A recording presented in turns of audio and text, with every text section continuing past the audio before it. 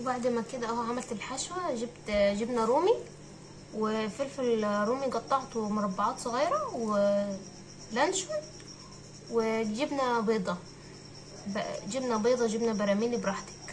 وهنا طبعا عشان السمبوسك يعني السمبوسك يمسك ما يتفكش، عملت شوية دقيق على مية.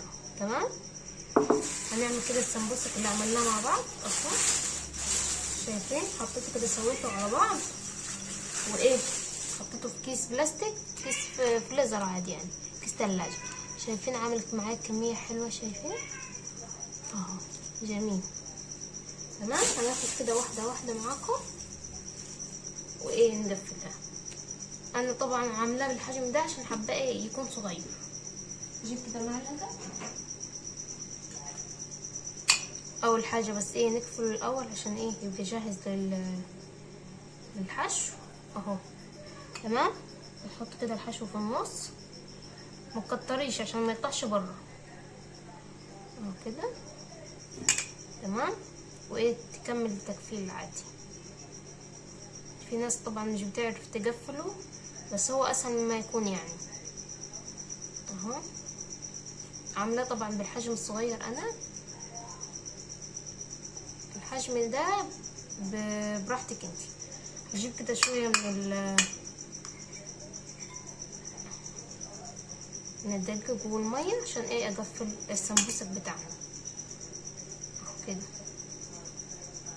شايفين اهو. طبعا تقلي في الزيت على طول. هعمل معاكم عادة تاني. نقفل الاول ونجيب الحشو. طبعا الحشو ده ممكن تحشي لحمه مفرومه ماشي براحتك، تحشي مثلا فراخ عندك باقيه ماشي، اي حاجه اهو. حاولي تسويها، تدخل الحشو كده وتجيب ثواني نجيب معلقه، تجيب المادة اللازقة بتاعتنا ايه تقفليها بيها. تمام، خد واحدة كمان اهو نقفل.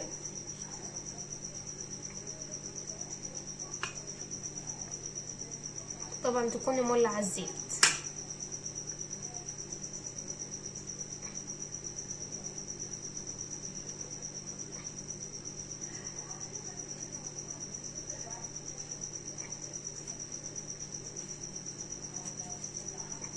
شايفين بتتقفل معاكم بكل سهولة.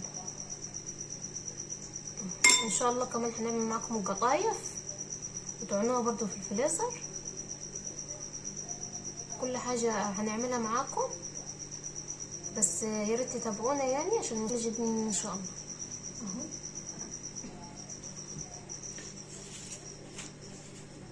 هعمل اخر واحدة معاكم اهو. نقفله كده، نحط الحشو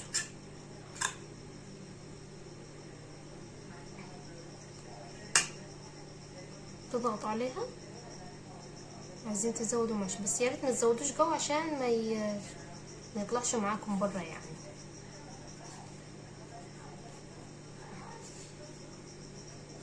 تمام، ايه تقفل معاكم شويه من الميه والعجين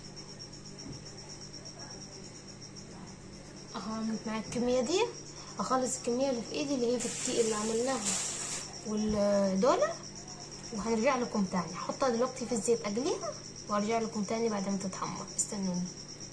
بعد يا جماعه ما حمرنا اهو، شايفين عملت معايا كميه قد ايه، وخدت من ده والكمان لسه فيه، يعني الكميه تعمل طبقين قد دول.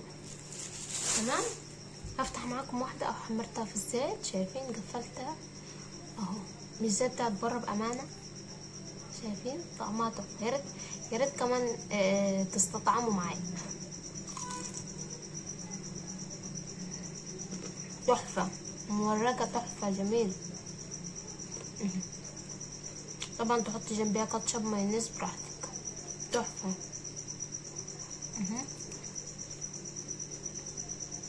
الجبنه طبعا بتشد.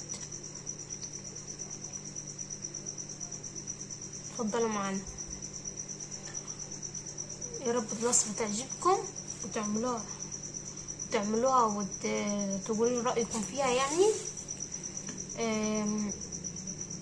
اشوفكم في طريقة جديدة ان شاء الله، واسيبكم في رعاية الله وحفظه. مع السلامة.